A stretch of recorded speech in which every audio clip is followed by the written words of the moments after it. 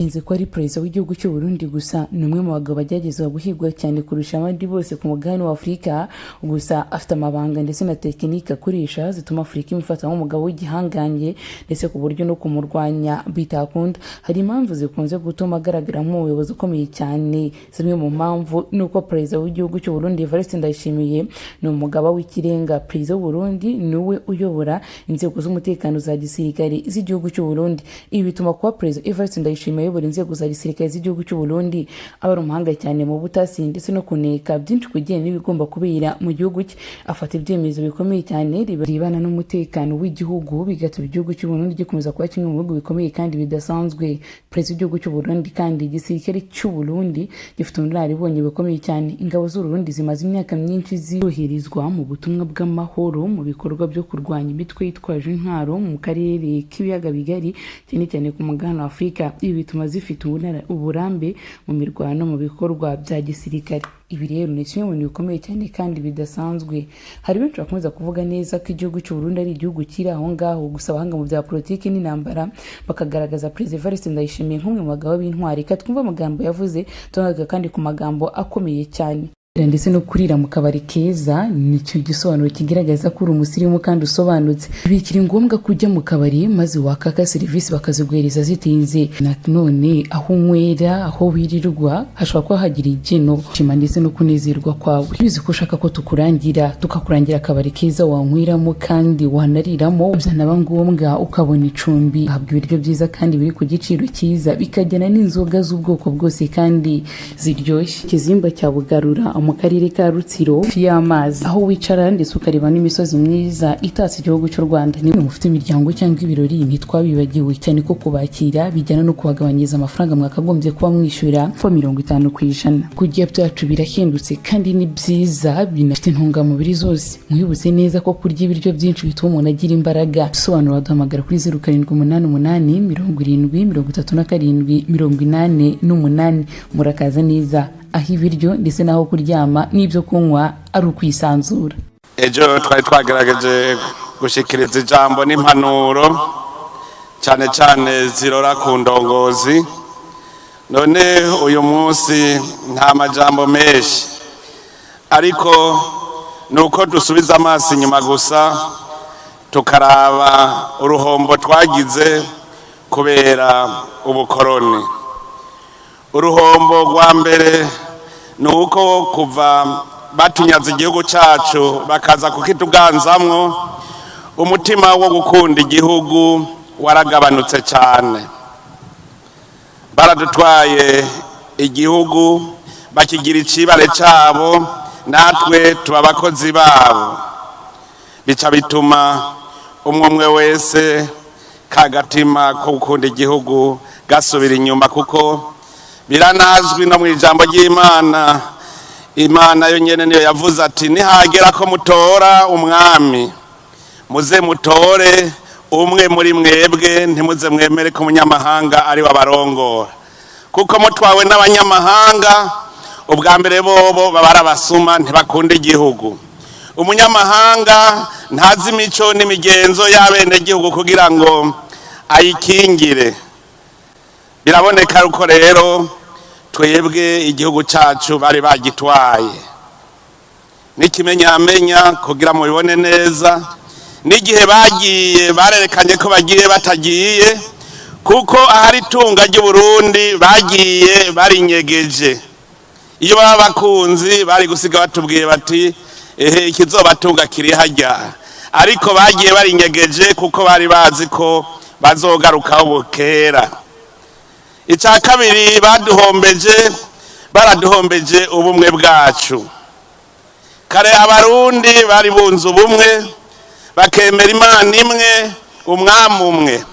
Ahantu hose uzosanga atabuhojojo bw'ubwami buhari, uzoca umenya ko ari hanga rimwe. Twebwe rero abarundi twabaho kujya kw'inzuki mu muzinga. Umwe wese yari afise icyo akora, tugasenyera ku mugozi umwe icyo yatoye hari undi icyo yatoye hariya tukagiteranirizako. Ariko kuva tunyazwe icyo gihugu cyacu, umwe wese waciye umenga ubutomboye agatongo kabaye gwiwe akihahira. Ica kabiri twanyazwe umutima akarangamutima k'intwaro ibereye. Kare twari dufise uburongozi buvyeyi, umurongozi yariyumvamwo wenyene ko ari umuvyeyi, ariko tumaze gutwarwa n'umunyamahanga imyaka 59 yadutwaye, yari ariko aratuzimiza umutima kugira ngo umutima w'uburongozi kama ku by'Uburundi ku muvyeyi bizimangane. Murazi namwe yuko iyo muvyeyi agize amacakubiri mu bana umuryango wose uratatana. None natwe haje uburongozi budusanzaza bugira nkunzi na nyagupfa, bica bituma n'abana batatana. Ingaruka zavyo nuko abene gihugu batasubiye kubaha uburongozi kubera babona yuko umurongozi atari umuvyeyi. Murumva yuko twahombeye kubera abo babindongozi nyene bava mu bene gihugu, umwe wese agatanga ico afise. Udafise akarangamutima k'uburongozi buvyeyi ntushobora kurongora abandi nk'umuvyeyi. Iyo utabarongora nk'umuvyeyi naho haba kugambarara no kugayana, abantu baca baba ubusimbira hamwe. Ico caradukozeko cane. Hariho ikindi cadukozeko, akarangamutima ko gukora nk'uwikorera ngo duteze imbere igihugu.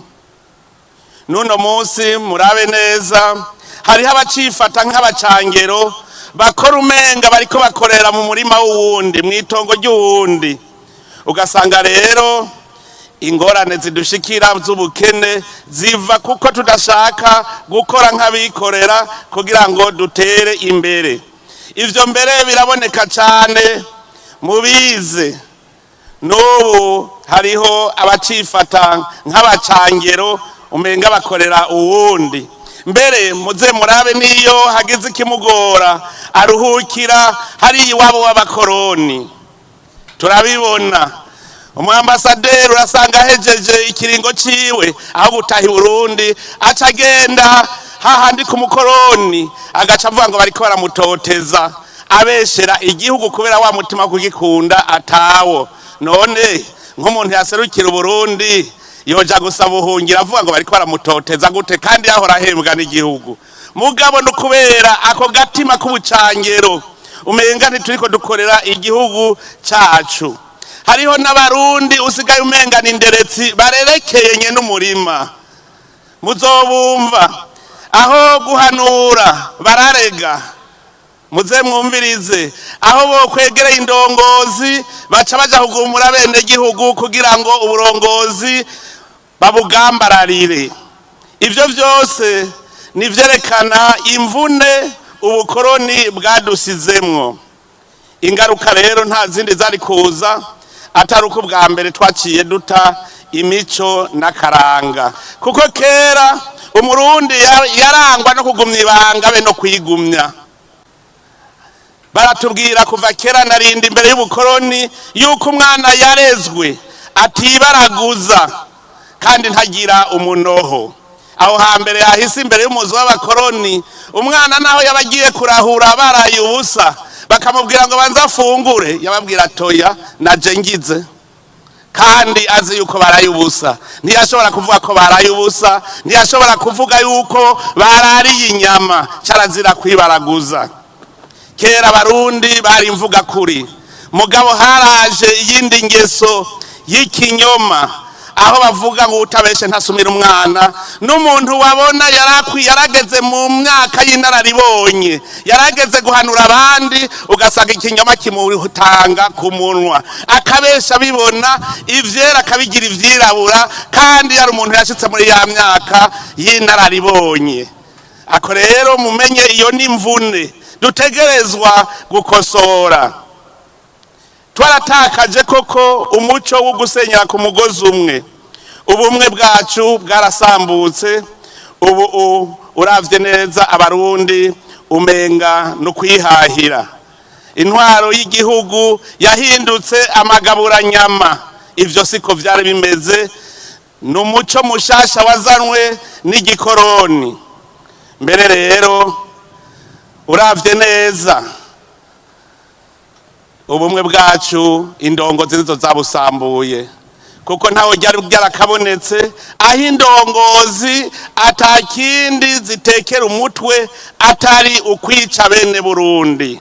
Ntituvuge ngo vyose ngo birirabura, hari hako batwigishije, baratwigishije gusoma no kwandika. Mugabo ingorane baduteye uko batwigisha gusoma no kwandika, niko umuzirikanyi wacu nawo wo gukora wagiye uragabanuka.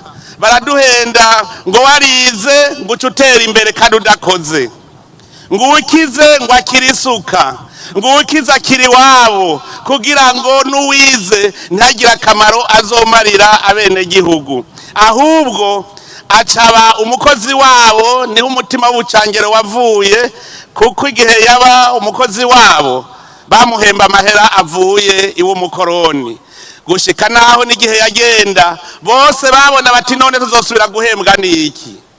Muribuka n'ijambo umuganwa Rudoviko rwa Gasore, incungu yo kwikukira ku Burundi, yaravuze ati nimwe mwatureze ntimuturekure, kuko hajya yarabona yuko batazosubira guhembwa. Erega yari yabibonye.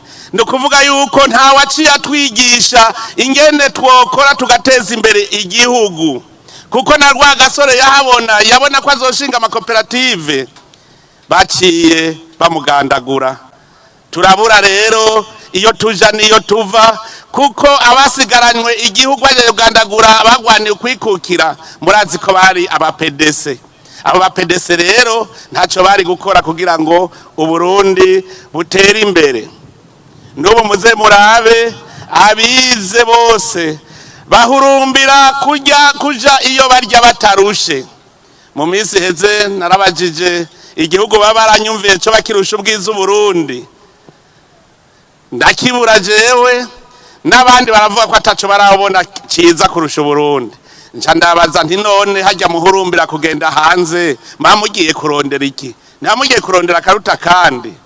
Tubiravye neza twasanze abava ngaha bagiye guhurumbira ibindi bihugu babahunze gukora, babahunze ibikorwa kugira ngo bagende mu bihugu baba bakoze gushikaho batera imbere. Nta gihugu tuzobona na kimwe cyateye imbere bene co badakora.